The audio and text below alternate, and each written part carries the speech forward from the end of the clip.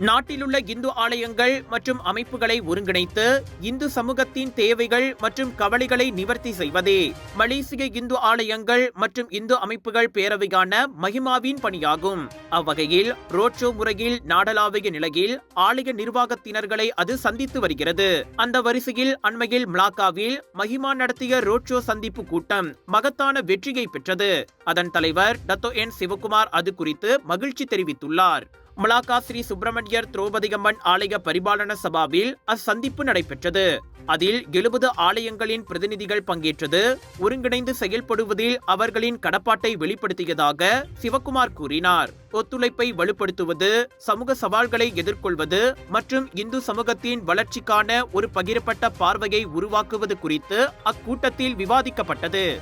இந்த ஒற்றுமை மனப்பான்மை மிகவும் ஊக்கமளிக்கும் வகையில் இருந்ததாக அவர் மேலும் கூறினார்.